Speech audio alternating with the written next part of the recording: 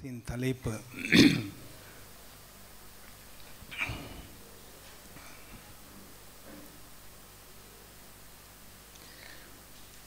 உயிர்த்தெழுந்த வல்லமையின் நன்மைகளும் கர்த்தராகிய தேவனுடைய எதிர்பார்ப்பும் என்று. நமக்குள் உயிர்த்தெழுந்த வல்லமையுடைய நன்மைகளும் நம்மிடத்திலிருந்து கர்த்தராகிய தேவனுடைய எதிர்பார்ப்பும். ஹல்லேலூயா. உயிர்த்தெழுந்த வல்லமைதான் நம்மையும் உலகத்தானையும் வித்தியாசப்படுத்துகிறது. நாம் விசேஷித்தவர்கள் என்று நாம் வாசிக்கிறோம். 1 பேதுரு 2வது அதிகாரம் 9வது வசனத்தில், நீங்கள் தெரிந்து கொள்ளப்பட்டவர்கள், நீங்கள் விசேஷமானவர்கள், விசேஷித்தவர்கள் என்று. அந்த விசேஷித்த தன்மை அடைவதற்கு நாம் ஒன்றும் செய்யவில்லை. கர்த்தராகிய தேவனே நம்முடைய வாழ்க்கையில் அவருடைய கிருபையினால் இந்த காரியத்தை செய்திருக்கிறார். நம்முடைய விசுவாசத்தின்படி நாம் கர்த்தராகிய தேவனுடைய வார்த்தையை விசுவாசித்து இயேசு மரித்தார், சிலுவையில் புதைக்கப்பட்டார், 3ஆம் நாள் உயிர்த்தெழுந்தார் என்ற சத்தியத்தை விசுவாசித்து அந்த விசுவாசத்தின் கிரியை முழுக்க ஞானஸ்தானம் என்ற பெயரில் செய்து முடித்த பிறகுதான் நமக்குள் ஆவியானவரை அவர் அச்சாரமாகவும் நமக்கு ஒரு ஈவாகவும் அதை தந்தார். அதில் தான் நாம் விசேஷித்தவர்களாக மாறினோம். இந்த விசேஷித்த ஜனத்திலிருந்து கர்த்தராகிய தேவனுக்கும் ஒரு எதிர்பார்ப்பு உண்டு. இதில் 5 காரியங்களை நாம் ஆராய இருக்கிறோம்.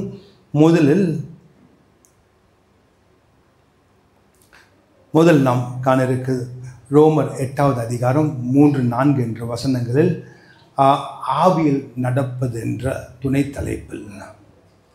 ரோமர் 8ஆம் அதிகாரம் வசனங்கள் 3 மற்றும் 4. அது எப்படியெனில் மாம்சத்தினாலே பலவீனமாய் இருந்த நியாயப்பிரமாணம் செய்யக்கூடாததை தேவனே செய்யும்படிக்கு தம்முடைய குமாரனை பாவ மாம்சத்தின் சாயலாகவும் பாவத்தை போக்கும் பலியாகவும் அனுப்பி மாம்சத்திலே பாவத்தை ஆக்கினைக்குள்ளாக தீர்த்தார். மாம்சத்தின்படி நடவாமல் ஆவியின்படி நடக்கிற நம்மிடத்தில் நியாயப்பிரமாணத்தின் நீதி நிறைவேறும்படிக்கே அப்படி செய்தார். நாம் எழுந்து நின்று இந்த தேவ வார்த்தை கனப்படுத்துவோம்.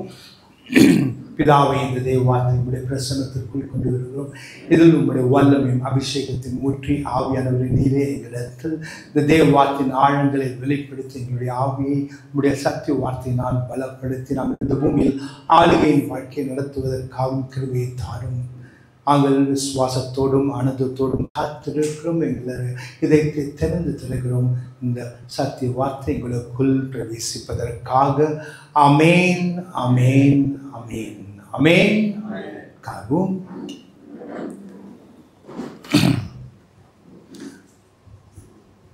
முதல் குறிப்பாக ஆவியில் நடப்பது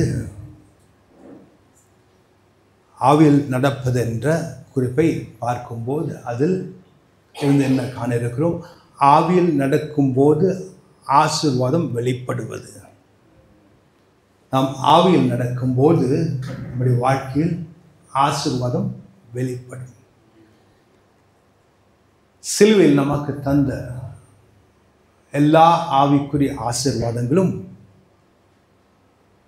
அது ஆவிக்குரிய வாழ்க்கையை வாழும்போது தான் கர்த்தர் நமக்கு தந்திருக்கிறார். மாம்ச ரீதியான ஒரு வாழ்க்கையை வாழும்போது நாம் எல்லா ஆவிக்குரிய ஆசீர்வாதமும் நாம் பெற்றுக்கொள்ள முடியும் என்று நினைப்பதே தவறு. அது நம்முடைய தவறு. கர்த்தர் தெளிவாக சொல்லியிருக்கிறார். எபேசியர் 1:3 பிதாவானவர் எல்லா ஆவிக்குரிய ஆசீர்வாதத்தையும் நமக்கு தந்தருகிறார் என்று. இந்த எல்லா ஆவிக்குரிய ஆசீர்வாதமும் நாம் ஆவிக்குரிய வாழ்க்கையில் நாம் நடக்கும்போது தான் நாம் அதை அனுபவிக்க முடியும். ரோமர் 8:3 4 வாசிக்கும் போது அப்படியெனில் மாம்சத்தினாலே பலவீனமாய் இருந்த நியாயப்பிரமாணம் செய்யக்கூடாது தேவன் செய்யும்படிக்கு. அதாவது முதல் பிரமாணம், அதாவது மோசே வழியாக வந்த பிரமாணம் கர்த்தராகிய தேவனை சொல்லுகிறார், அது பலவீனமான பிரமாணம். அது ஏன் பலவீனமான பிரமாணமாக இருக்கிறது? அதை யாரும் முழுமையாக செய்யக்கூடிய வல்லமை பெறவில்லை. ஏன் யாரும் அந்த அளவுக்கு கர்த்தராகிய நீதியை பெற்றுக்கொள்ளவில்லை, விசுவாசத்தை பெற்றுக்கொள்ளவில்லை. அதனால் அந்த பிரமாணத்தை அவர் முழுமையாக கை கொள்ள முடியாது. ஏன்? நம்முடைய வாழ்க்கையில் தேவனுடைய பிரமாணம் நாம் பரிபூர்ணமாக செய்ய வேண்டும் என்றால் நம்முடைய மாம்சத்தை ஒடுக்கினாலே தவிர இந்த ஆவிக்குரிய பிரமாணத்தை செய்ய இயலாது.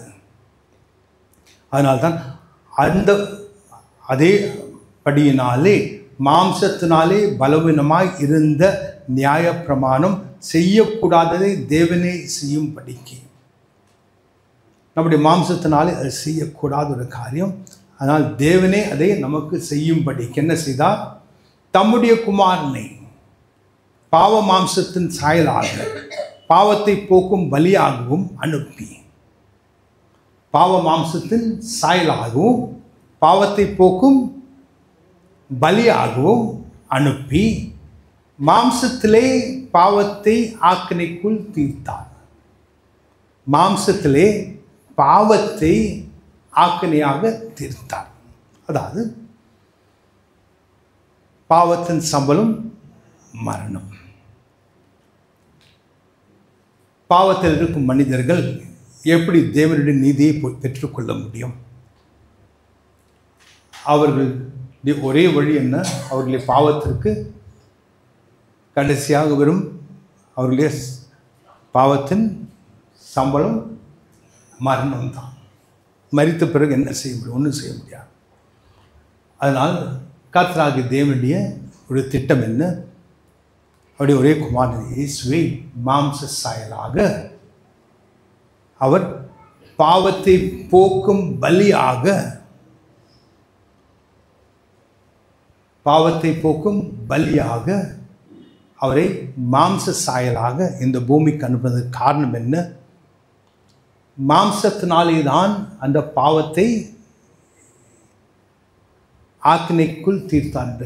அதாவது அந்த மாம்சத்தில் ஆக்கினை என்றால் பனிஷ்மெண்ட். பாவத்திற்கு பயங்கரமான ஆக்கினை இருக்கிறது.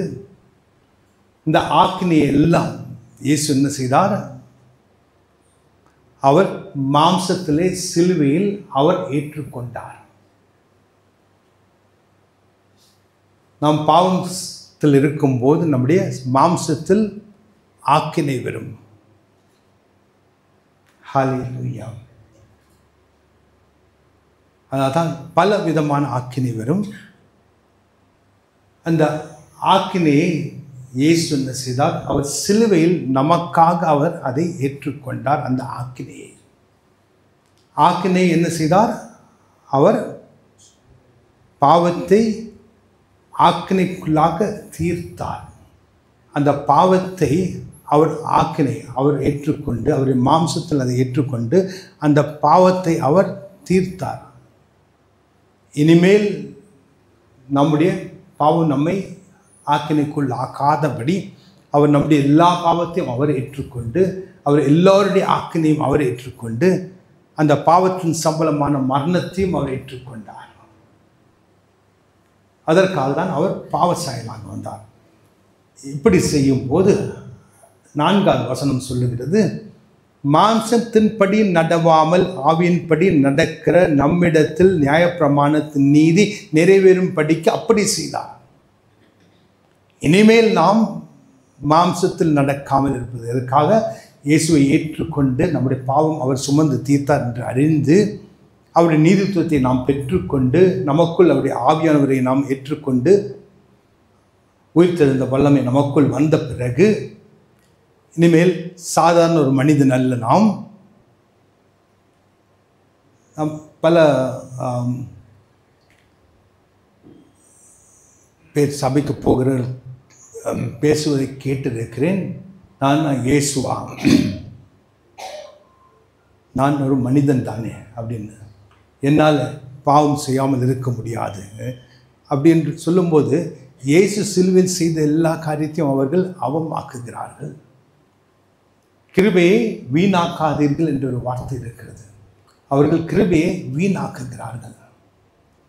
கிருபை நமக்கு எதற்காக தந்திருக்கிறார்? அதை நாம் உபயோகிப்பதற்காக, நாம் அதிலிருந்து பலன்களை பெற்றுக்கொள்வதற்காக தான் கிருபை தந்திருக்கிறார்.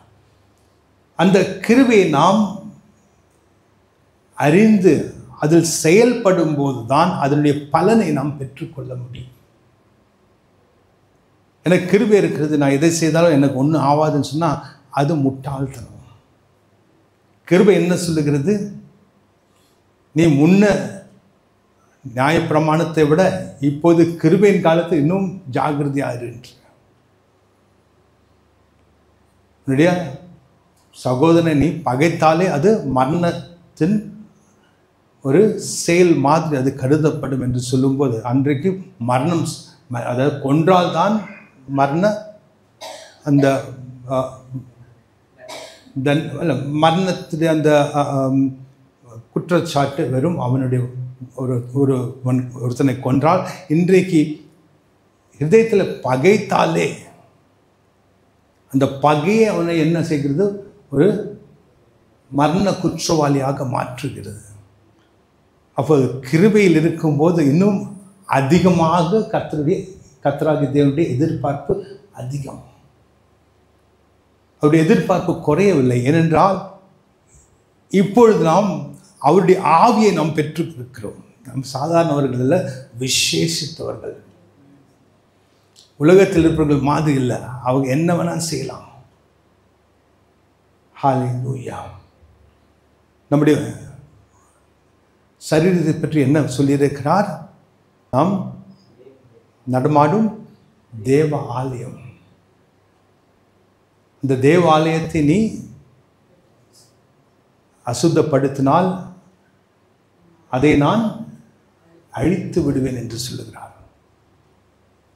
எவ்வளவு ஜாக்கிரதையாக நாம் இந்த ஆலயத்தை காத்துக்கொள்ள வேண்டும். இந்த ஆலயத்தை நாம் காத்துக்கொள்ளவில்லை என்றால் கர்த்தர் என்ன சொல்கிறார்? நான் அதை அழித்து விடுவேன் என்று சொல்லியிருக்கிறார். ஹல்லேலூயா. அப்பொழுது கிருபை நாட்களில் நாம் இருக்கிறோம். தேவ ஆவியானவரை பெற்றிருக்கிறோம். இன்னும் பலத்தை தந்திருக்கிறார். மாம்சத்தில் நடவாமல் ஆவியின்படி நடப்பதற்கு நமக்குள் அவருடைய ஆவியை தந்திருக்கிறார். மாம்சத்தில் நடவாமல் ஆவியின்படி நடக்கிற நம்மிடத்தில் இனிமேல் நாம் ஆவியில் நடக்கும்போது நம் வழியாக நியாய பிரமாணத்தின் நீதி நிறைவேறும்படியாக அப்படி செய்கிறார். நியாய பிரமாணத்தின் நீதி என்று சொன்னால் என்ன? அதற்கு அர்த்தம் என்ன? நியாய பிரமாணம் என்றால் தேவ வார்த்தை, நீதித்துவம் என்றால் தேவ வார்த்தை. அந்த நீதித்துவம் நிறைவேறுவது என்றால் என்ன? அந்த வார்த்தையின்படி நாம் நடக்கும்போது தேவன் நீதியுள்ள தேவன். அவர் என்ன செய்கிறார்? அவருடைய வார்த்தையின்படி நமக்கு பலனை அளிக்கிறவர். இனி நாம் தேவனுடைய ஆவியை பெற்றுக்கொண்டு அவருடைய வார்த்தையின்படி நடக்கும்போது அந்த வார்த்தை என்ன பலனை நமக்கு தரும் என்று எழுதப்பட்டிருக்கிறதோ அந்த பலனை கர்த்தராகிய தேவன் நமக்கு தருவார். அவருடைய எதிர்பார்ப்பு என்ன? இந்த வார்த்தையில் அவருடைய எதிர்பார்ப்பு என்ன? அவருடைய வார்த்தையின்படி நாம் நடக்க வேண்டும் என்றால் நமக்கு பலன் என்ன? அந்த வார்த்தையில் இருக்கும் எல்லா பலன்களையும் நாம் பெற்றுக்கொள்வோம். புரியுதா? ஏதாவது கஷ்டம் இல்லை சொல்லுங்க. உயிர்த்தெழுந்த வல்லமை நாம் பெற்றுக்கொண்டிருக்கிறோம், ஆவியானவரை பெற்றுக்கொண்டிருக்கிறோம். நாம் இனி நீதியின் வழியில் நடப்பதற்காக நம்மை அவர் ஆயத்தப்படுத்தியிருக்கிறார், பலப்படுத்தியிருக்கிறார். மாம்சத்தை ஒடுக்குவதற்காக நமக்கு பலத்தை தந்திருக்கிறார். பாவத்தை பார்த்தால் அந்த பக்கம் ஓடுவதற்காக பலத்தை தந்திருக்கிறார். யோசப் ஓடினார். அந்த நாட்களில் ஆவியானவரை அவர் பெற்றுக்கொள்ளாமலே அவர் ஓடினார். துணியெல்லாம் கிழித்து கூட அவர் கவலைப்படல, ஓடினார். ஏன் கிழித்து விட்டது? அப்படி தானே குற்றம் சாட்ட முடியும். வேண பலாத்காரம் செய்ய வந்தான்னு சொல்லிட்டு அப்படி இருந்தும் யோசப் நிற்கல, ஓடினான். ஏன்? யோசப் கர்த்தராகிய தேவன் முன்பாக நீதிமானாக இருந்தார். அவனுக்கு பலன் என்ன வந்தது? கர்த்தர் அவனை உயர்த்தினார். ஹல்லேலூயா.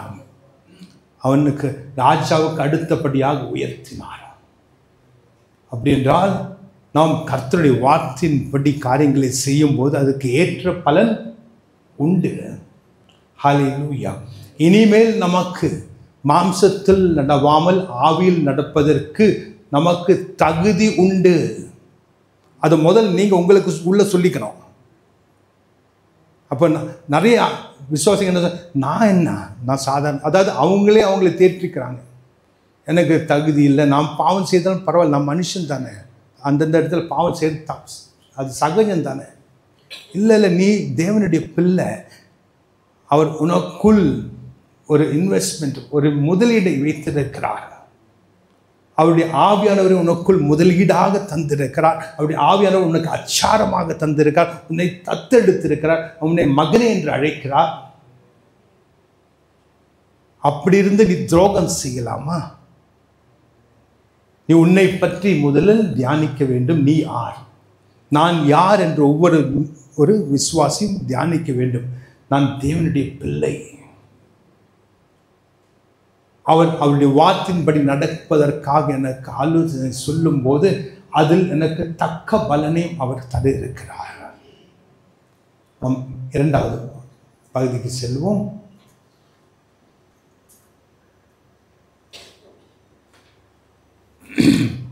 இரண்டாவது குறிப்பு, the power of resurrection in you,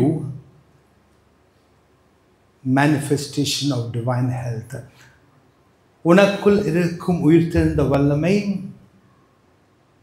தெய்வீக சுகத்தின் வெளிப்பாடு. தெய்வீக சுகம் வெளிப்படும். ஹல்லேலூயா. ரோமர் 8வது அதிகாரம் 11வது வசனத்தை வாசிப்போம். ரோமர் 8வது அதிகாரம் 11வது வசனம். அன்றியும் இயேசுவை மரித்தோரிலிருந்து எழுப்பினருடைய ஆவி உங்களில் வாசமாய் இருந்தால் கிறிஸ்துவை மரித்தோரில் இருந்து எழுப்பினவர் உங்களில் வாசமாய் இருக்கிற தம்முடைய ஆவியினாலே சாவுக்கு ஏதுவான உங்கள் சரீரங்களையும் உயிர்ப்பிப்பார். ஹல்லேலூயா. இந்த வசனத்தை நாம் பல தடவை பேசியிருக்கிறோம், அதை பற்றி தியானித்திருக்கிறோம், இன்றைக்கும் தியானிக்க இருக்கிறோம். இதில் கர்த்தராகிய தேவன் எதை வெளிப்படுத்துகிறார்? இயேசு கிறிஸ்து மரித்தோரிலிருந்து எழுப்பின ஆவியானவர். அப்படி என்றால் என்ன? அவர் சிலுவையில் மரித்தார், புதைக்கப்பட்டார். 3 நாள் அவர் புதைக்கப்பட்டிருந்தார். 1 நாள், 2 நாள், 3 நாள், மூச்சு இல்லை, பேச்சு இல்லை, ஒன்றும் இல்லை. மரித்து புதைக்கப்பட்டிருக்கிறார். 4வது நாள் திடீரென்று எழுந்தார். அதற்கு காரணம் என்னென்றால் ஆவியானவருடைய வல்லமை தான். அதை தான் இந்த இடத்தில் நாம் வாசிக்கிறோம். மரித்த இயேசுவை என்று சாதாரணமாக சொல்லக்கூடாது. மரித்த இயேசு எப்படி இருந்தார்? சிலுவையில் மரித்து தொங்கினார். அவரை எடுத்து புதைத்தார்கள். புதைத்து 3 நாள் ஓடினார். 3 நாள் கழித்து காலையில் அவர் திடீரென்று உயிர் தெழுந்து நிற்கிறார். அவர் மகிமையில் செல்லுகிறார். இதற்கெல்லாம் காரணம் அன்றையும் இயேசுவை மரித்தோரிலிருந்து எழுப்பின ஆவியானவர் உங்களுக்குள் வாசமாயிருந்தார் என்றால் அந்த வல்லமை உள்ள ஆவியானவர் நமக்குள் வாசமாக இருக்கும்போது எந்த வல்லமை? 3 நாள் உயிரில்லாத இயேசு புதைக்கப்பட்ட நிலையில் அவரை திடீரென்று எழுப்பி அவருக்குள் ஜீவனை கொண்டு வந்து அவருக்கு எதுவுமே ஆகாத வண்ணமாக அவர் ஃப்ரெஷ்ஷாக ஏதோ படுத்து தூங்கி எழுந்த மாதிரி நிற்கிறார்னா அந்த இடத்தில் ஆவியானுடைய வல்லமை எவ்வளோ பயங்கரமான வல்லமை! அவ்வளோ பயங்கரமான வல்லமை உடைய ஆவியானவர் நமக்குள் வாசமாக இருக்கிறார். நமக்குள் வாசம், எனக்குள் வாசமாக இருக்கிறார் ஆவியானவர். சொல்லுங்க. உயிர்த்தெழுந்த வல்லமை எனக்குள் இருக்கிறது. இயேசுவை எழுப்பின ஆவியானவர் எனக்குள்ளும் அந்த உயிர்த்தெழுந்த வல்லமையை தந்திருக்கிறார்.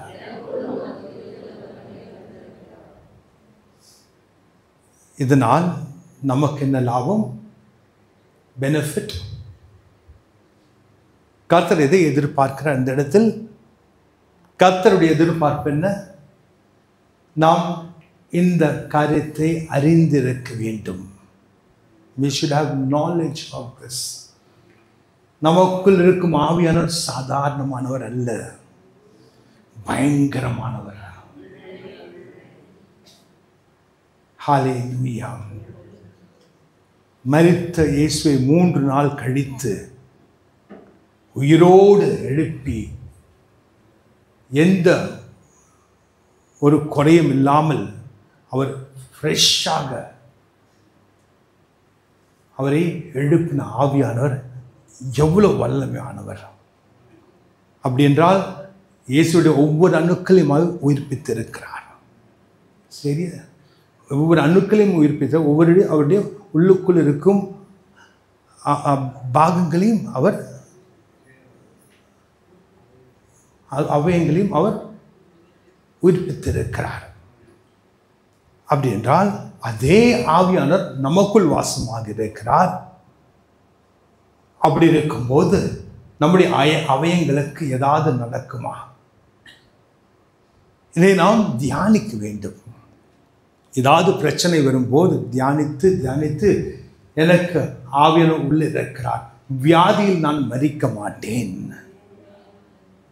ஆக்சிடென்டில் நான் மரிக்க மாட்டேன், இயேசு எனக்காக மரணத்தை, பாவத்தின் சம்பளம் மரணம் என்ற அந்த சம்பளத்தை இயேசு ஏற்றுக்கொண்டார்.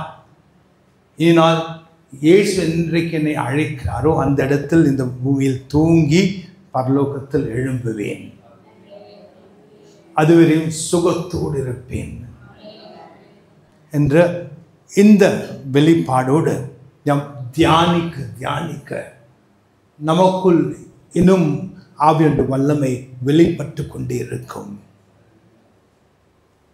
வியாதி வராது என்று சொல்ல முடியாது, சாவுக்கு வேதான அணுக்கள் என்று சொல்லும்போது வியாதி வந்து அழிவுக்கு ஏதுவான அணுக்கள், நம்முடைய மாம்சம் அழிவுக்கு ஏதுவானது. ஆனால் ஆவியானவர் நம்மை என்ன செய்கிறார்? உயிர்ப்பித்து கொண்டிருக்கிறார். அந்த அழிவு வரும்போது அவருடைய ஆவியானவர் என்ன செய்ய, அந்த உயிர்த்தெழுந்த வல்லமையினால் அவர் உயிர்ப்பித்துக் கொண்டிருக்கிறார். நம்ம அதை தொடர்ந்து தியானித்தாலும் சில நேரத்தில் இந்த வண்ணமான காரியங்கள் நம்மை சோதிப்பதற்காகவே நாம் சத்தியத்தில் நின்று கொண்டிருக்கும் போது அந்த சத்தியத்திற்கு சோதனையாகவே இந்த காரியங்கள் வரும். கேட்குறேன், அவ்வளோ பெரிய ஒரு கேன்சர் நோய் நம்ம சபையில் குணமாக இருக்கு. அந்த கேன்சர் நோய் எல்லாம் சொன்னாங்க உடம்பு பூரா பரவி இருக்கு, இன்னும் 10 நாள் 11 நாளுக்கு மேலே கிடையாது. ஆனால் ஜெபத்திற்கு பிறகு திடீரென்று எதுவும் காணவில்லை. தொட்டு பார்க்க அங்கே அடையாளமே இல்லை. என்ன நடந்தது? ஆவியுடைய உயிர்த்தெழுந்த வல்லமை வந்து உயிர்ப்பிக்க செய்தது ஒவ்வொரு அணுக்களையும். அதுதான் அற்புதம். ஹல்லேலூயா.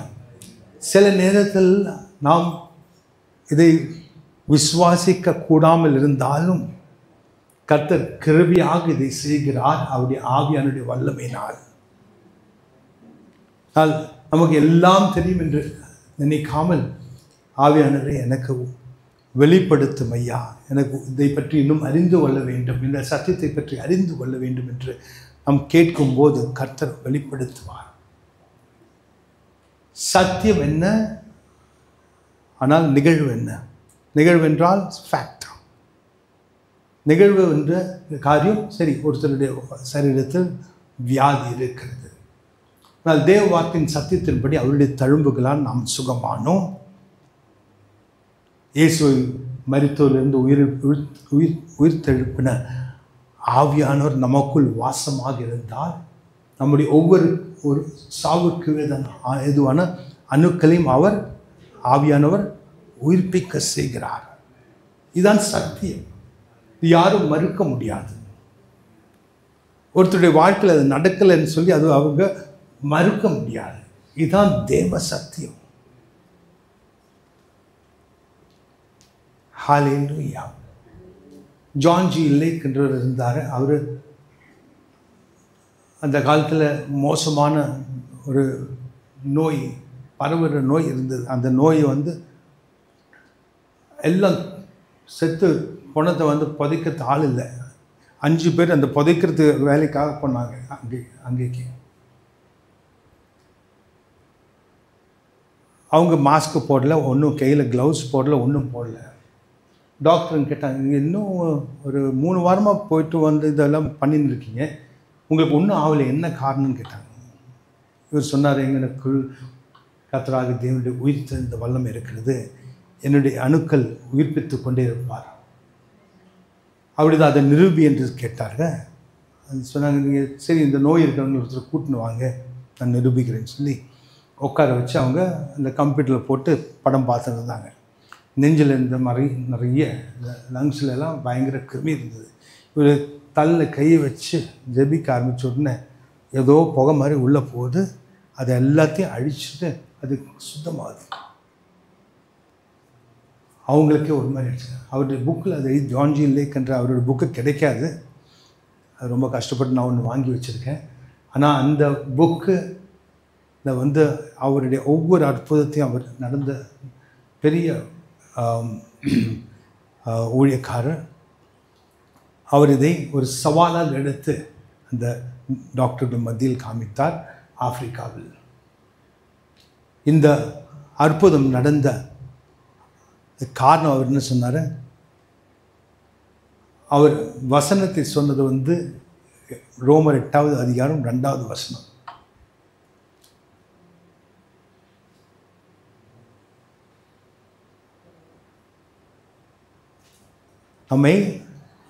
நம் ஜீவனுள்ள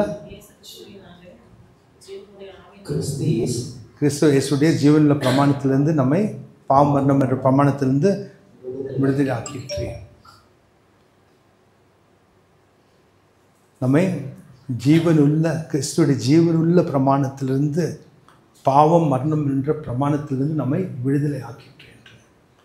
ஜீவனுள்ள பிரமாணம் என்றால் நமக்குள் உயிர்த்தெழுந்த வல்லமையின் ஜீவன் உண்டு. இனி நம்முடைய வாழ்க்கையில் மரணத்திற்கு இடம் இல்லை. ஏதாவது மரணத்தின் ஏதாவது கிருமி ஏதாவது வந்தாலும் வந்து தொட்டோர்னா அழியும், அது நம்மை அழிக்காது. ஹல்லேலூயா. இதோடைய தேவனுடைய எதிர்பார்ப்பு, நாம் இந்த காரியத்தை நாம் அறிந்து இதில் செயல்பட வேண்டும். கர்த்தராகிய தேவன் என்ன சொல்கிறார்? அவருடைய எதிர்பார்ப்பு நமக்கு பெனிஃபிட், நமக்கு நன்மை என்ன? இந்த வார்த்தையின்படி நன்மைகளை நமக்கு அவர் அளிப்பார். இது ராப்பகலாக நாம் தியானிக்க வேண்டும். அப்பொழுது கண்டிப்பாக நம்முடைய வாழ்க்கையில் இந்த அற்புதம் நடக்கும். பாரபட்சம் இல்லாத தேவன், யார் இதை செய்தாலும் எல்லோருக்கும் அதே வண்ணமாக அப்படியே வார்த்தையின் பிரமாணம் செயல்படும். அதுதான் நீதியின் பிரமாணம் என்று சொல்லுகிறார். நாம் வாசித்து பொழுது நீதியின் பிரமாணம் வெளிப்படும். நம் மூன்றாவது காரியத்தை கடந்து செல்வோம்.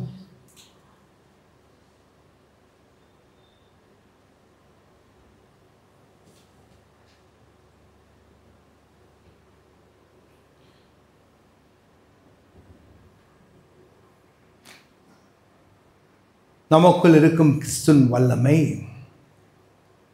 நமக்குள் அவருடைய பலத்தை தருகிறது. 2 கொரிந்தியர் 12வது அதிகாரம் 9வது வசனத்தை வாசிப்போம். 2 கொரிந்தியர் 12வது அதிகாரம் 9வது வசனம்.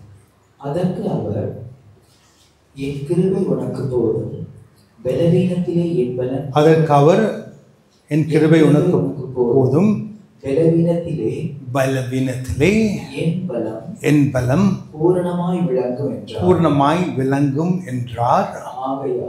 ஆகையால் கிறிஸ்துவின் வல்லமை என் மேல் தங்கும்படி என் பலவீனங்களை குறித்து நான் மிகவும் சந்தோஷமாய் மேன்மை பாராட்டுவேன். ஹல்லேலூயா. இது பவுல் அப்போஸ்தலர் எழுதின நிருபம். கொரிந்தியர். அவர் என்ன சொல்லுகிறார்?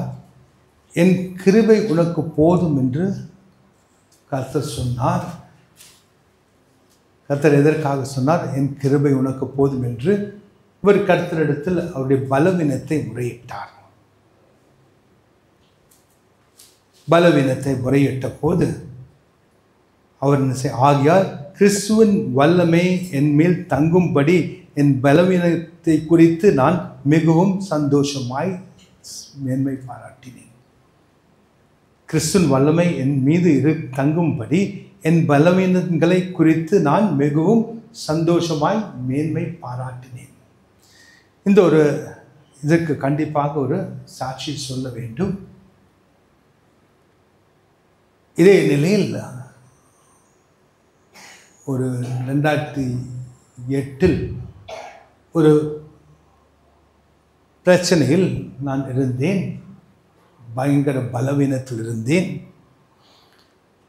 இங்கிருந்து ஒரு 10 அடி போனால் மூச்சு வாங்கும்.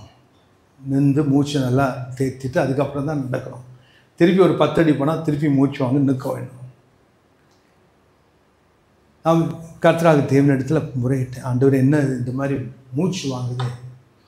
அவர் என்னிடத்தில் சொன்னது, என்னுடைய கிருபை உனக்கு போதுமானது, என்னுடைய பலவீனத்தில் என்னுடைய பலம் உனக்கு போதும் என்று. ஹல்லேலூயா.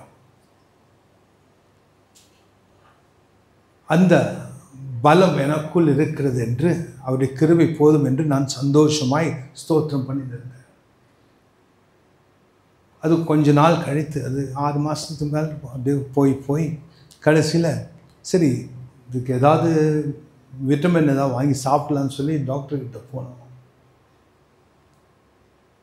போன போது அந்த இடத்துல பிளட் டெஸ்ட் எடுக்க சொன்னாங்க.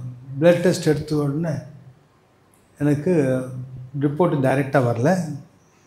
டாக்டர் வந்து கால் வந்தது, எங்கே இருக்கீங்கன்னு. நான் சொன்னேன், ஹாஸ்பிட்டலை சுற்றி பார்த்துன்னு இருக்கேன், கொஞ்சம் நேரம் ஆகும்னு சொன்னாங்க. என்ன, இல்லை நீங்கள் சீக்கிரம் இன்னொரு வாட்டி டெஸ்ட் எடுக்கணும், அங்கே போயிட்டு டெஸ்ட் எடுத்து நீங்கள் திருப்பி எங்கிட்டே வாங்க. சரி, போய் டெஸ்ட் எடுத்து அவர் சொன்ன, இல்லை ரீடிங் சரியாக வரல, என்ன வந்திருக்குன்னு சொன்னார். நான் சொன்னேன், அது கரெக்டாக தான் இருக்கும். இல்லை இது ரொம்ப மோசமாக இருக்குது, ரீடிங் கொஞ்சம் இன்னொரு வாட்டி எடுக்கணும். திருப்பியும் பிளட் எடுத்தார். பிளட்டு வரல, கொஞ்சம் கொஞ்சமாக சரி எடுத்தார். எடுத்து திருப்பி அவங்க உட்கார வச்சு அந்த ரிப்போர்ட் எழுதி, இல்லை சார் அதே மாதிரி தான் இருக்குன்னு சொல்லி நீங்கள் சீக்கிரம் டாக்டர்கிட்ட போங்க. ஏன் இவ்வளோ சீக்கிரம் அவசரம் இல்லை? நான் நல்லா தானே இருக்கேன், இவ்வளோ நாளாக நல்லா இருக்கேன், இப்போ வந்துட்டு இந்த 2 மணி நேரத்தில் என்ன ஆக போகுது நான் நினச்சிருந்தேன். அதுக்கு பிறகு தான் டாக்டர்கிட்ட போனப்போ தான் கேட்டாங்க, நீ சாப்பிட்றீங்களா, பசி இருக்காங்க? சாப்பிடுவேன், இட்லி சாப்பிடுவேன். எவ்வளோ இட்லி சாப்பிடுவேன்? 8 இட்லி சாப்பிடுவேன்.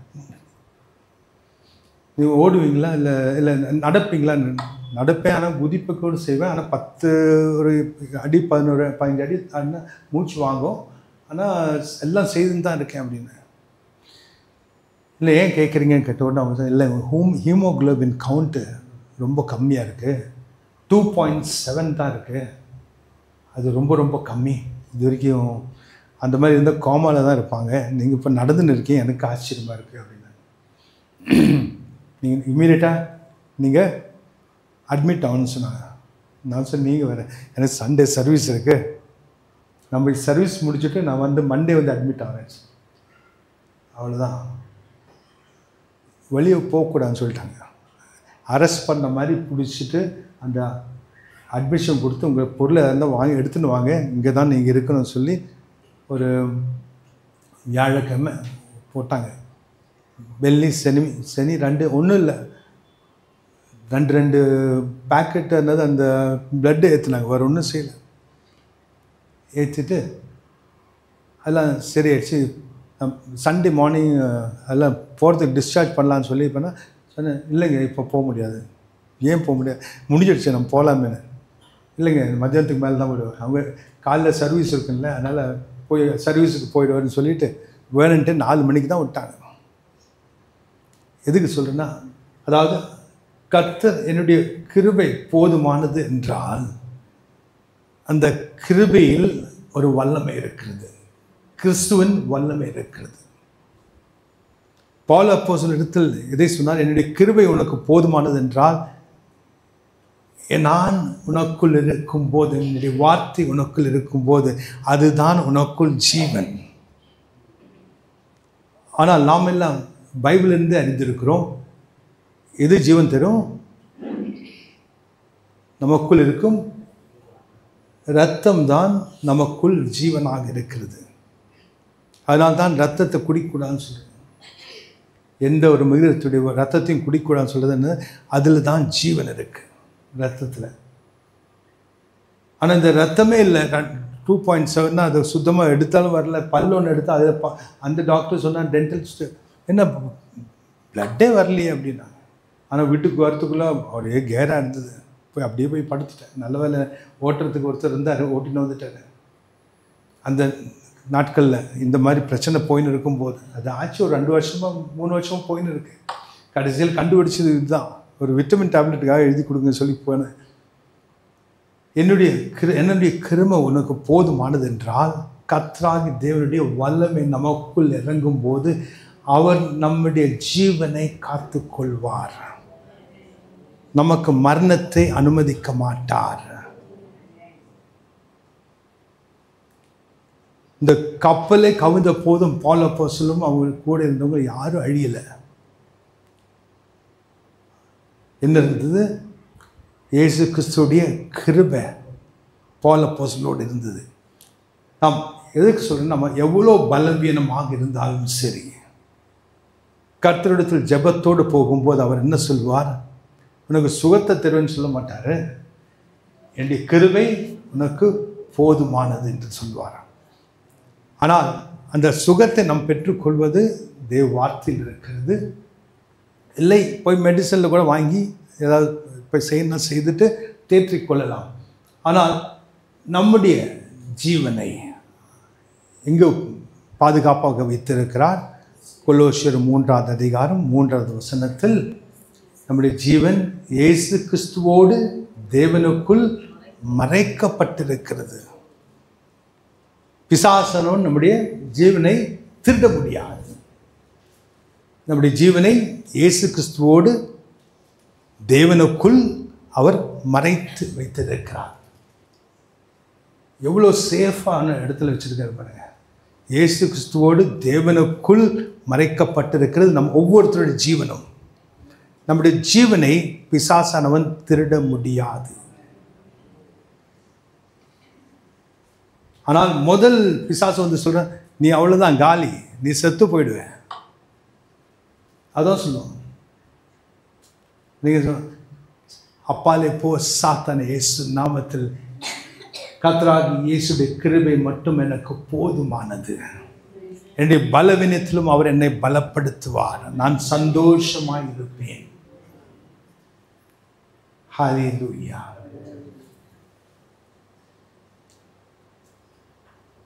இன்னும் 2 பாயிண்ட் இருக்கு. இது இன்னைக்கு முடிக்கணுமா, அடுத்த வாரம் முடிக்கலாமா? இன்னைக்கு முடிக்கணும்னு சொல்கிறேன், கை தூக்குங்க. நான் அடுத்த வாரம் முடிக்கலான்னு.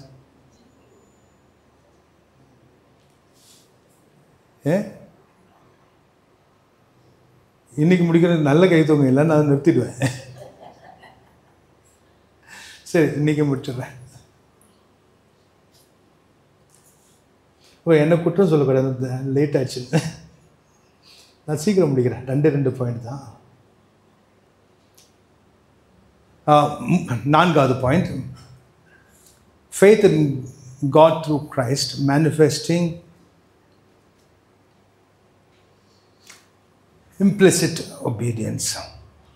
கர்த்தராகிய தேவனுக்குள் கிறிஸ்து வழியாக இருக்கும் நம்முடைய விசுவாசம் நம்மிடத்தில் எதை எதிர்பார்க்கிறது?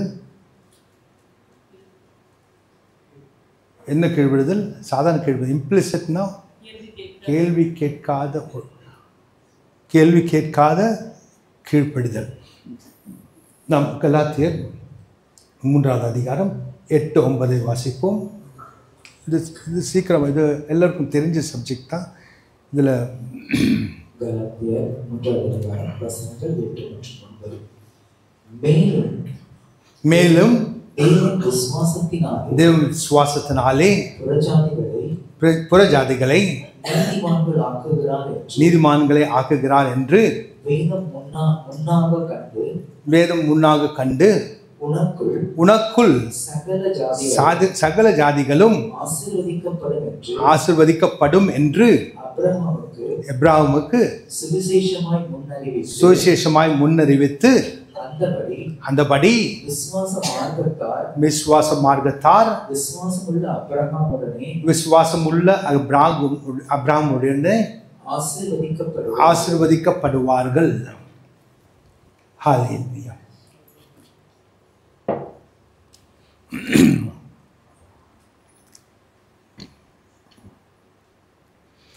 அதாவது கர்த்தர் முடிவை தொடக்கத்திலே அறிந்த தேவன்.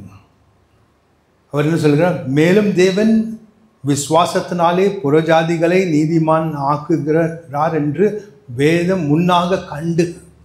வேதம் முன்னாக கர்த்தராகிய தேவன் முன்னாக இதை கண்டு, அதை கர்த்தர் கண்டிருந்தார், அறிந்திருந்தார். இதை நம்ம இங்கே கீழே இருந்து பார்த்தா எவ்வளோ தெரியும். இந்த பக்கத்து இதை இங்கேருந்து ஒரு 4 தெருவு திரும்புகிற வரையும் தெரியும். அதுக்கு பிறகு தெரியாது. ஆனால் இதே மாடியில் போய் பார்த்தா இன்னும் கொஞ்சம் தூரம் தெரியும். இன்னும் உயரமான இடத்துல போனால் இன்னும் கொஞ்சம். ஆனால் ஃப்ளைட்டில் வந்து பார்த்தீங்கன்னா இன்னும் ஃபுல்லாக தெரியும். அதே வண்ணமாக தான் கர்த்தராகிய தேவன் நம்முடைய வாழ்க்கையை பரலோகத்திலிருந்து பார்த்து கொண்டிருக்கிறார். நாம் ஒவ்வொருத்தருடைய முடிவையும் அவர் முன்கூட்டியே அறிந்திருக்கிறார். அவர் தெரிந்திருந்தார் புறஜாதிகள், அதாவது இயேசுவை அறியாதவர்கள் விசுவாச மார்க்கர்களாக மாறுவார்கள் என்று அறிந்திருந்தார்கள். அவர்களுக்கு அந்த விசுவாசத்தினாலே எப்ராஹிமுடைய ஆசீர்வாதம் அவர்களுடைய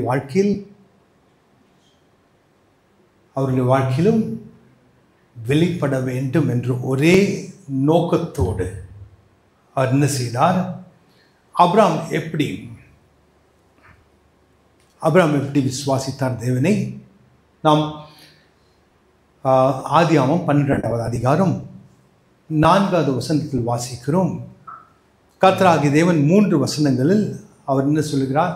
உனக்கு நான் இதை செய்வேன், இதை செய்வேன், இப்படி ஆசீர்வதிப்பேன், உன்னை மேலான ஜாதியாக, உன்னை சபிப்பவர்களை நான் சபிப்பேன், உன்னை ஆசீர்வதிப்பவர்களை நான் ஆசீர்வதிப்பேன், நீ எல்லா ஜாதியோட மேலான ஜாதியாக, எல்லா உலகத்தில் இருப்பவர்கள் எல்லோருக்கும் நீ ஆசீர்வாதமாக இருப்பாய் எல்லாம் சொல்லி முடிக்கிறதுக்குள்ள அவர் என்ன சொன்னார்? இந்த தகப்பனை விட்டும் உன்னுடைய வீட்டை விட்டும் நீ என்ன செய்ய வேண்டும்? புறப்பட்டு நான் சொல்கிற இடத்துக்கு நீ போ என்று. வாசிங்க அந்த வசனத்தை. 12:1 ஆதியாகமம். கர்த்தர் ஆபிரகாமை நோக்கி, நீ உன் தேசத்தையும் உன் இடத்தையும் உன் தகப்பனுடைய வீட்டையும் விட்டு புறப்பட்டு நான் உனக்கு காண்பிக்கும் தேசத்துக்கு போ. உன் தகப்பன் வீட்டை விட்டும் உன்னுடைய உறவினர்களை விட்டும் நான் காட்டும் தேசத்திற்கு நீ போ என்று சொல்லி அவர் முடிக்கிறதுக்குள்ள அவர் என்ன செய்தாரு? அவர் போனாரா இல்லையா? வாடி பாசுங்க.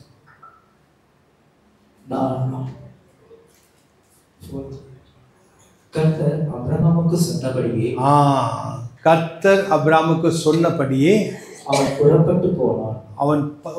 அவன் புறப்பட்டு போனான். சொன்ன உடனே அவன் கீழ்ப்படிந்தான். நீங்க கர்த்தருடைய வார்த்தை எதுக்கு போதிக்கிறோம்? இது கர்த்தர் பேசுகிற வார்த்தை. இதை தான் சபையில் போதனையாக தருவது கர்த்தருடைய இதயத்திலிருந்து வரும் வார்த்தை. நம்ம இடத்தில் பேசுகிறார். என்ன செய்யணும்? இதை கேட்ட உடனே கீழ்ப்படியணும். அதில் தான் நம்முடைய வாழ்க்கையில் பலன் உண்டு. கேட்பவர்களுக்கு பலன் இல்லை, கேட்டு அதன்படி செய்பவர்களுக்கே பலன் என்று எங்கே வாசிச்சிருக்கோம்? எங்கேயோ வாசிச்சிருக்கோம், எங்கே தெரியலையே. பொட்டி பார்ப்போமா? எங்கேயாவது யாக்கோபில் இருக்குன்னு நினைக்கிறேன். இல்லை, 21வது வருஷம் சாப்டரில் இருக்குன்னு நினைக்கிறேன். பாரு, யாக்கோபு 1வது அதிகாரம் 22வது வசனம். 1வது அதிகாரம் 22வது வசனம். அல்லாமலும் நீங்கள் உங்கள் வஞ்சியாதபடிக்கு திருவசனத்தை கேட்கிறபடியாக மாற்றும் அல்லாமல் அதன்படி செய்கிறவர்களாகவும் இருங்கள். அப்பொழுது இன்னும் ஒரு 2 வருஷம் கழிச்சு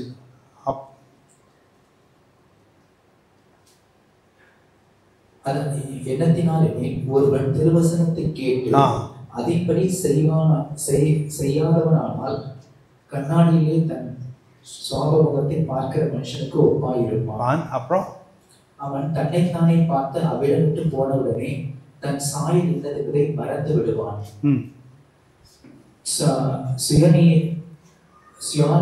சுயாதீன பிரமாணத்தின் பூரண பிரமாணத்தை உற்று பார்த்து அதிலே நிலை நிற்கிறவனே கேட்கிறதை மறக்கிறவனாக இராமல் அதற்கேற்றபடி கிரியை செய்கிறவனாக இருந்து தன் செய்கைகளில் பாக்கியவனாய் இருப்பான். ஹல்லேலூயா.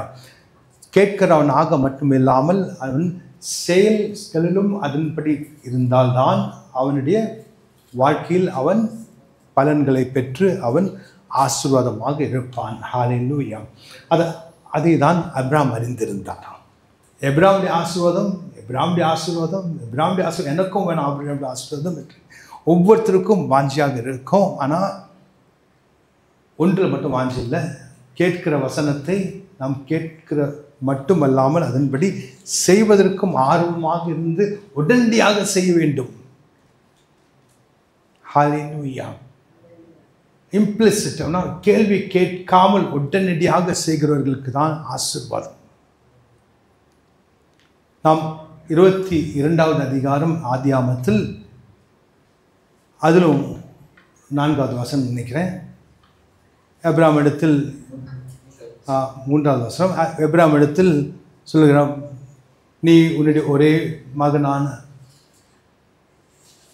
ஈசாக்கை எடுத்து மொரியா மலைக்கு எடுத்துன்னு செல்ல அங்கே அவனை எனக்கு பலியாக தா என்று சொல்லி வாயை மூடத்துக்குள்ள அடுத்த நாளை காலை ரெடி ஆயிட்டார். பாருங்க, ஆதியாகமம் 22வது அதிகாரம் 3வது வசனம். அப்ராம் அதிகாலையில் எழுந்து தன் கழுதையின் மேல் சேனையை கட்டி கழுதின் மேல் சேனையை கட்டி தன் வேலைக்காரரில் 2 பேரையும் ஆ தன் குமாரன் ஈசாக்கையும் கூட்டிக் கொண்டு தகனபலிக்கு கட்டளையை பிளந்து கொண்டு தேவன் தனக்கு குறித்த இடத்துக்கு தேவன் அவனுக்கு குறித்த இடத்திற்கு புறப்பட்டு போனான். கேள்வியே கிடையாது. நீங்கள் மகனை தான் தர சொன்னீங்க, எடுத்துன்னு வர்றேன், அவனையும் பலியாக நீங்கள் தந்த மகனை உங்களுக்கு பலியாக கொடுக்க தயாராக இருக்கேன் அப்படின்னு சொல்லி அவன் புறப்பட்டு போனான். அதாவது எவ்வளோ ஹிருதயத்திற்கு ஏற்ற காரியமாக இருந்தாலும் சரி, அதையும் நான் வைத்து கொள்ள மாட்டேன், எல்லாம் உம்மிடத்திலிருந்து வந்தது, அதை உமக்கே அது சொந்தம் என்று சொல்லி அதன்படி கிரியை செய்கிறவர் தான் அப்ராம்.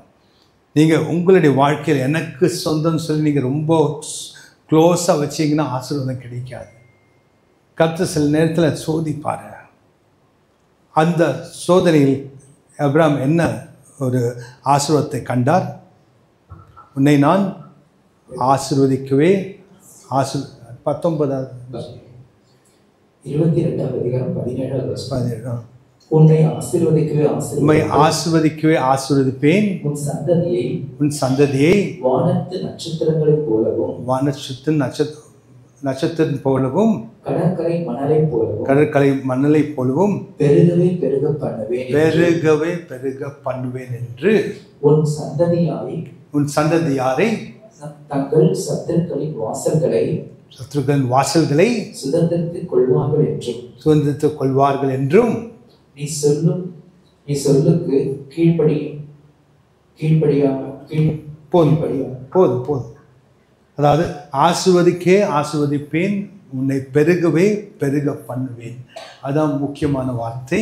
அதாவது அந்த அளவுக்கு கீழ்ப்படுதல் இருக்கும்போது எந்த அளவுக்கு நம்மை கர்த்தர் ஆசீர்வதிக்கிறார், நம்மை பெருக செய்கிறார். அவருடைய எதிர்பார்ப்பும் நம்முடைய பலனும். கடைசியானது யூனிட்டி இன் தி ஸ்பிரிட், அதாவது ஆவியில் ஒற்றுமை. அது it's a manifestation of humility. அது மனத்தாழ்மையை வெளிப்படுத்துகிறது. பிலிப்பியர் 2வது அதிகாரம் 1 to 5 வரையும் வாசித்து முடித்துக் கொள்வோம்.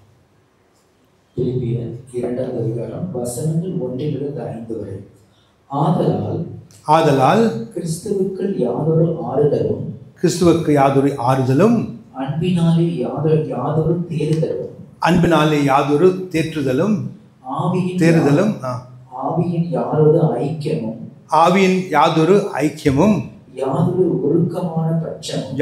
உருக்கமான பட்சமும் இரக்கமும் உண்டானால் நீங்கள் ஏக சிந்தையும் ஏக அன்பும் உள்ளவர்களாக இருந்து இசைந்த ஆத்துமாக்களாய் ஒன்றாய் சிந்தித்து என் சந்தோஷத்தை நிறைவாக்குங்கள். ஒன்றையும் வாதினாலாவது வீண் பெருமையினாலாவது செய்யாமல் மனத்தாழ்மையினாலே ஒருவருக்கொருவர் தங்களிலும் மேன்மையானவர்களாக என்ன கடவீர்கள். அவனவன் தனக்கானவைகள் அல்ல பிறருக்கானவைகளை நோக்குவானாக. கிறிஸ்து இயேசுவில் இருந்த சிந்தையே உங்களில் இருக்க கடவுது. இதில் கடைசி வசனம் தான் முக்கியமானது. உங்களுடைய மனது எந்தபடியாக இருக்க வேண்டும் என்று. உங்களுடைய மனது மனிதனுடைய மனதாக இல்லாமல் கிறிஸ்துவுடைய மனதாக மாற வேண்டும்.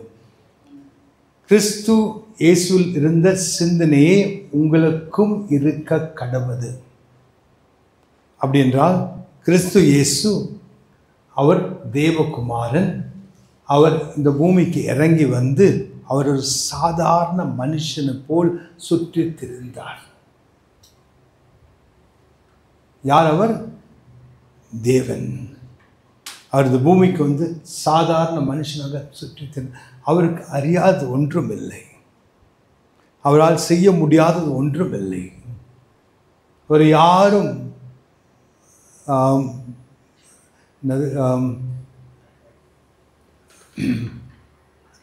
மிரட்ட முடியாது. அவர் என்றவரை ஒரு நொடியில் செய்யலாம். அது நான் இப்போ அழைத்தா கூட 72,000 தூதர்கள் சேனை வந்து இறங்கும் இங்கேன்னு சொன்னார். அது உண்மை. அது நமக்கும் வந்து இறங்கும். ஏன் நமக்கு இறங்கலை? நமக்கு இன்னும் கிறிஸ்துடைய சிந்தனை இல்லை. டக்குன்னு இறங்காது. என்னுடைய பலத்தில் நான் எல்லாம் வேணா செய்யணும்.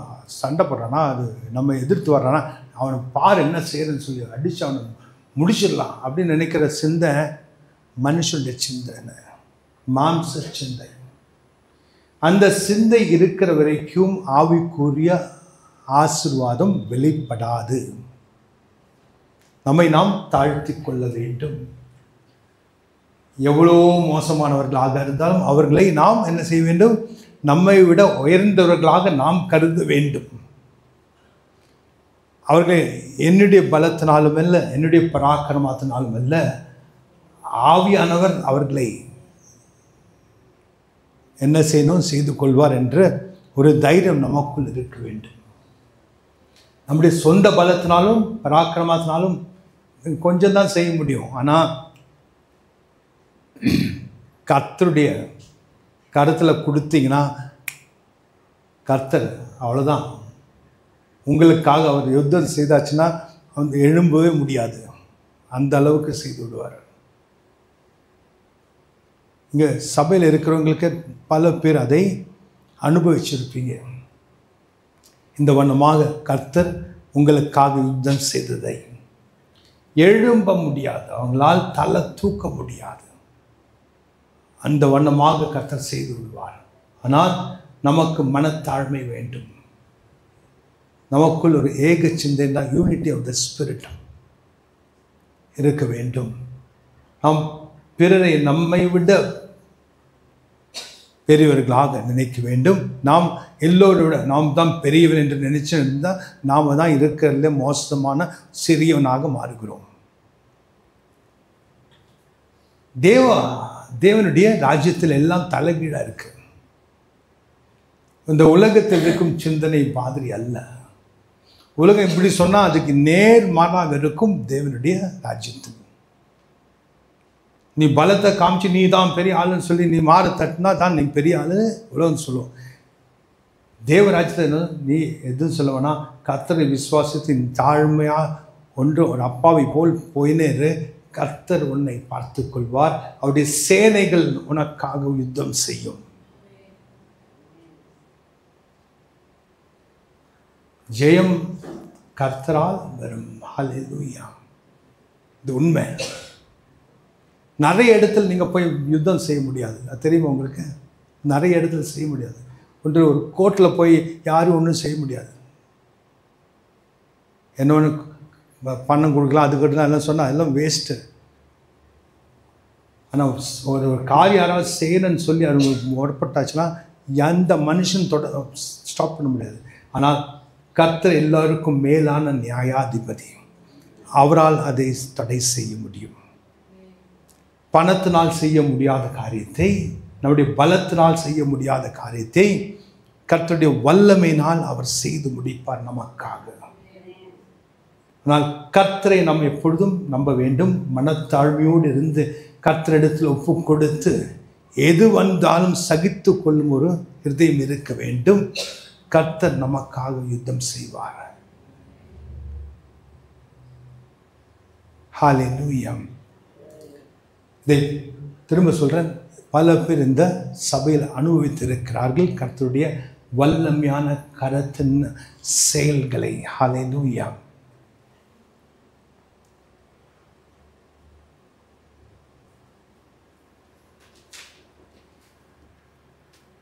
ஆகையால் கிறிஸ்துவுக்குள் யாதொரு ஆறுதலும் அன்பினாலோ யாதொரு தேற்றுதலும் ஆவியில் யாதொரு ஐக்கியமும் யாதொரு உருக்கமும் பட்சமும் இரக்கங்களும் உண்டானாலும் நீங்கள் ஏக சிந்தனையாய் ஏக அனுபவம் உள்ளவராய் இருந்து இசைந்து ஆத்துமாக்களாய் ஒன்றை சிந்தித்து என் சந்தோஷத்தை நிறைவாக்குங்கள். அதாவது இசைந்து இருக்கும்போது, மனத்தாழ்மையோடு இசைந்து ஒருமைப்பாட்டில் இருக்கும்போது அவருடைய சந்தோஷத்தை நாம் நிறைவாக்குகிறோம். எப்போ சந்தோஷம் நிறைவாகும் என்று சொல்லியிருக்காரு?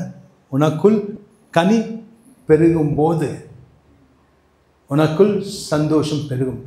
Abide in me, I will also abide in you. The fruit will multiply and my joy will be. அதாவது மத்திய 15வது அதிகாரம் என்னமோ வருது, அது வீட்டில் போய் படித்துக் கொள்ளுங்க. அதாவது கர்த்தருக்குள் நான்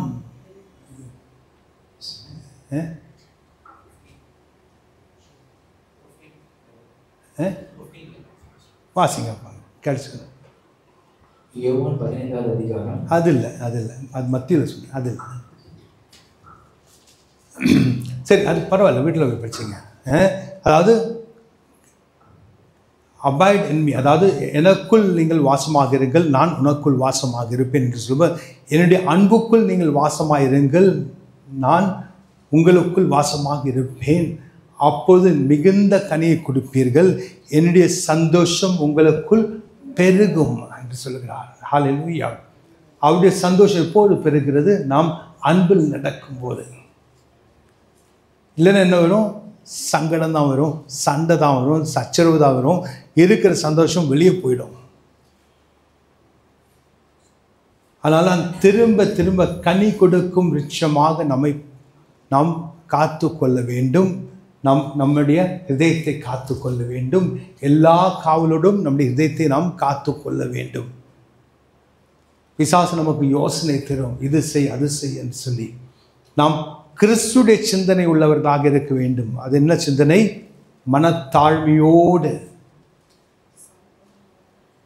நாம் இதையெல்லாம் கர்த்தராக தேவனிடத்தில் ஒப்புக் கொடுக்க இருக்கிறேன்.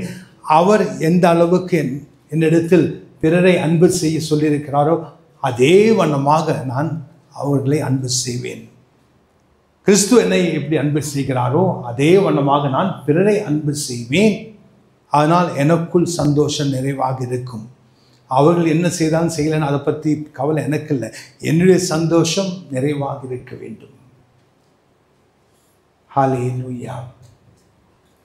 அதேதான் கடைசியாக நாம் பார்த்த காரியம் என்ன? நாம் கர்த்தருக்குள் ஆவியில் ஒரு மனப்பாடோடு இருக்கும்போது, யூனிட்டி இன் த ஸ்பிரிட், ஆவியில் ஒருமைப்பாட்டோடு இருக்கும்போது நமக்குள் ஹல்லேலூயா என்ன வெளிப்படும்? மனத்தாழ்மை வெளிப்படும், கிறிஸ்துடைய சிந்தனை வெளிப்படும். ஹல்லேலூயா. கிறிஸ்துவை போல் நாம் மாறி விடுவோம். ஆவியானவர் நம்ம என்ன செய்கிறார்? கிறிஸ்துவை போல் மாற்றுகிறார், மனத்தாழ்மையோடு மாற்றுகிறார். இன்னும் இயேசுவை ஏசினார்கள், பேசினார்கள், துப்பினார்கள், சிலுவைக்கு போகும் வரை அடித்தார்கள், சாட்டையால் கீறினார்கள், எல்லாம் செய்து அவர் வாயை திறக்கவில்லை. அவர் வாயை திறக்கவில்லை. அவர் யார்? தேவனுடைய குமாரன். இயேசுடைய சிந்தனை உடையவர்களாக இருக்க வேண்டும் என்று சொல்லும்போது, எந்த உபதிரம் உங்களுக்கு எதிராக என்ன வந்தாலும் சரி, உங்களால் வாயை திறக்காமல் இருக்க முடியுமா? மாம்சத்தை ஒடுக்கி இருக்க முடியுமா? இல்லை நான் ஒரு கை பார்த்துட்டேன்னு சொல்லி எழுந்த உடனே ஒரு அடி, அது யாராலையும் முடியும்? உங்களால் முடியாது, யாராலையும் முடியும். எந்த மனுஷனாலும் அது செய்ய முடியும். அது நீ பெரிய வீரன் கிடையாது. நீ பெரிய வீரனாக இருக்கணும்னா நீ என்ன செய்யணும்? நீ அமைதியாய் கிறிஸ்துவ சிந்தனையோடு வாயை திறந்து பேசாமல் அதையெல்லாம் அனுபவித்து கர்த்தரிடத்தில் அதை ஒப்புக் கொடுக்கிறவர்களாக இருக்க வேண்டும். அப்போது நீ பெரியவன். எங்க பெரியவன்? இந்த உலகத்தில் இல்லை, தேவ ராஜ்யத்தில் பெரியவன், கர்த்தருடைய கண்களுக்கு முன்பாக பெரியவன். கர்த்தர் அதுக்காக என்ன யுத்தம் அவர்களுக்கு எதிராக எழுப்ப நினைக்கிறாரோ அதை எழுப்புவார். ஏன்? கிறிஸ்துவின் நிமித்தம் நாம் நொறுக்கப்பட்டால் கர்த்தராகிய தேவன் நமக்காக யுத்தம் செய்வார். இயேசு கிறிஸ்துவுக்குள் இருக்கும்போது யாராவது உங்களை யாரும் உங்களை வெறுக்க மாட்டாங்க. இயேசு சார் என்னையே வெறுத்திருக்காங்க, உங்களை எஜமானே வெறுத்ததுனால் உங்களை வெறுக்க மாட்டாருன்னு சொல்ல முடியாது. உங்களை எஜமானே இந்த உலகம் வெறுத்தது, உங்களையும் இந்த உலகம் வெறுக்கும். இந்த உலகம் உங்களை வெறுக்கலைன்னா தான் நீங்கள் பார்க்கணும் ஏதோ பிரச்சனை உங்களுடைய வாழ்க்கையில், ஆவிக்குரிய வாழ்க்கையில் இருக்குது. இந்த உலகம் உங்களை வெறுக்கலையா, உங்களை ஆவிக்குரிய வாழ்க்கை கொஞ்சம் செக் பண்ணி பாருங்கள், பரலோகம் போய் சேர முடியுமா? இந்த உலகம் உங்களை வெறுக்கணும். ஏன்? இயேசுவை இந்த உலகம் வெறுத்து உங்களை பார்த்தால, அதாவது நீங்கள் பிறர் வெறுக்க வேணாம், அன்போடு எல்லாம் செயல்பட்டு நல்லா இருந்தாலும் சரி, இந்த உலகம் உங்களை பார்த்த பிடிக்காது. பாரு பைபிளில் தூக்கிட்டு போகிறான், அது போகிறான், அந்த வெறுப்பு யார் மேலே வெறுப்பு? உங்கள் மேலே வெறுப்பு இல்லை, கிறிஸ்து மேல் இருக்கும் வெறுப்பை உங்களிடத்தில் காண்பிப்பார்கள். அது நியாயமாக நடக்கிற காரியம்தான், அப்படிதான் நடக்க வேண்டும். ஆனாலும் உங்களுடைய வழிகள் கர்த்தருக்கு பிரியமாக இருந்தால் உம்முடைய சத்துருக்களும் உம்மிடத்தில் சமாதானமாக இருப்பார்கள் என்ற வார்த்தையும் இருக்கிறது. அவர்கள் எவ்வளோ பெரிய வெறுப்பை உங்களிடத்தில் வைத்தாலும் சரி, உங்களுடைய சத்துருக்களாக இருந்தாலும் சரி, உங்களோடு சமாதானமாக இருப்பார்கள். இயேசுவோடு சமாதானமாக தான் இருந்தார்கள். யாருக்கும் இயேசு பிடிக்காமல் இருந்தும் இயேசுவை தொட முடியல. அது காலகட்டம் நேரம் வந்தபோது, சிலுவைக்கு போகிற நேரம் வந்தபோது கர்த்தர் அனுமதித்தனால் தான் அந்த காரியம் நடந்தது. இல்லைன்றால் இயேசு தொட்டிருக்க முடியாது. அதே வண்ணமாக நம்மையும் யாரும் தொட முடியாது. நம்முடைய வாழ்க்கை கர்த்தருக்கு பிரியமாக இருந்தால், கர்த்தராகிய தேவனுக்கு பிரியமாக இருந்தால், நம்முடைய சத்துருக்களும் நம்மோடு சமாதானமாக இருப்பார்கள். நாம் எழுந்து நிற்போம்.